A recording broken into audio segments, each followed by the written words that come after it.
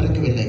నానమ్మ తాతయ్య వాళ్ళ ఫ్యామిలీ అంతా ప్యూర్ హిందూస్ అన్నమాట. எங்க தாத்தா பாட்டி எல்லாம் ஒரு இந்து குடும்பத்தில் வாழ்ந்தவர்கள்.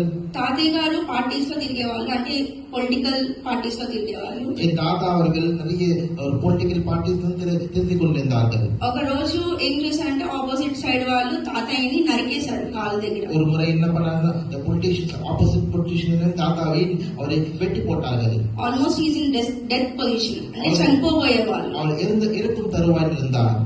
తాతయ్య గారు జీసస్ ని అసలు నమ్మరు, ఇష్టపడరు కూడా. என் தாத்தா இயேசு கிறிஸ்துவை வெறுப்பவர்.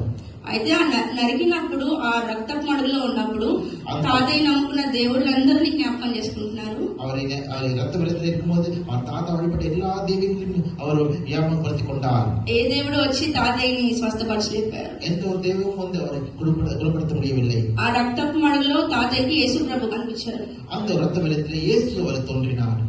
అప్పుడు అన్న తాతయ్య, నువ్వు మా దేవుడు కాదు కదా, నాకు ఎందుకు కనిపిస్తున్నావు అన్నారు. అసలు నీ దైవం వెళ్ళే అల్లవా, నీ எனக்கு தோன்றினா என்று கேட்டார்.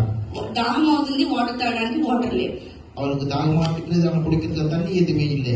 సరే, నువ్వు యేసు ప్రభువు నన్ను ఒకవేళ స్వస్థపరిస్తే నేను నమ్ముకుంటా అని తాతయ్య మాట ఇచ్చారు. சொன்னா நீ என்னை சுகமாக்கினால் உன்னை நம்புவேன் என்று சொன்னார் இயேசுவிடம். ఆఫ్టర్ దట్ హాస్పిటల్ లో జాయిన్ చేశారు. அதுக்கப்புறம் அவர் ஹாஸ்பிட்டல் ஜாயின் பண்ணாங்க. ఒక పాస్టర్ గారు వచ్చి ప్రార్థన చేశారంట. ஒரு போதகர் வந்து அவர் ஜெபித்தார். డాక్టర్స్ చెప్పారు, నీకు కాలు రావు, మీరు ఎంత కాలం బతుకుతారో మాకు తెలీదు, ఒకవేళ బతికినా కూడా మీరు నడవలేరు అని చెప్పారు. சொன்னாங்க, நீ எவ்வளவு காலம் வாழ்வீர்கள் தெரியாது, வாழ்ந்தாலும் உனக்கு நடக்க முடியாதுன்னு சொன்னாங்க. అమేజింగ్ ఏంటంటే తాతయ్య 15 years సేవ చేశారు, కాళ్ళు కూడా వచ్చినాయి తాతయ్యకి. என்னோட அதுக்கு அதிசயம் என்னென்றால் என் தாத்தா அவர்கள் 15 வருடங்கள் சேவை செய்து அவர் காலம் குணமடைந்து நன்றாக இருந்தார். మా పరిచర్య సాక్ష్యంతో అండ్ విశ్వాసంతో కట్టబడింది. எங்கள் சேவை அந்த ஒரு சாட்சியும் அந்த ஒரு விசுவாசத்து மேலே நடந்தது.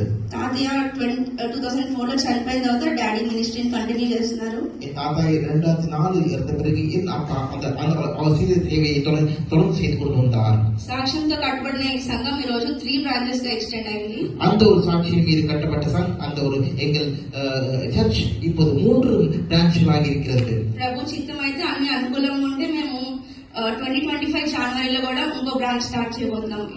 இயேசு சித்தப்படி இருந்தால் நாங்கள் 2025 ஆண்டில் இன்னொரு பிரான்ச் துவங்க இருக்கிறோம். అండ్ ఎల్ఎస్ఎం మినిస్ట్రీస్ కి మేము టీజీఆర్ చారిటబుల్ ట్రస్ట్ తరఫున ఎప్పుడూ రుణపడి ఉంటాం. எல்எஸ்எம் மினிஸ்ட்ரிக்கு நாங்கள் எங்கள் டிஜிஆர் చారిటబుల్ ట్రస్ట్ மூலமா எப்பவுமே நாங்கள் ஒரு கடன்பட்டிருக்கிறோம். కంటిన్యూగా ఆంటీ సపోర్ట్ చేయడం వల్ల మేము పూర్ పీపుల్ కి ఒక క్వాలిటీ ఫుడ్, అంటే నేను డిస్ట్రిబ్యూట్ చేయడానికి వెళ్ళినప్పుడు చాలా మంది ఫుడ్ తీసుకొని డిస్ట్రిబ్యూట్ చేస్తారు, కానీ అసలు అది క్వాలిటీ ఉండదు. మనం ఇంట్లో ఎలా ప్రిపేర్ చేసుకుంటామో ఫుడ్, అదే సరుకులతో అదే గ్రాసరీస్ తో మేము ఇంట్లో తిన్నట్టు పూర్ పీపుల్ కూడా అలానే డిస్ట్రిబ్యూట్ చేస్తున్నాం. எல்எஸ்எம் செய்யும் ஹெல்ப் மூலமாக நாங்கள்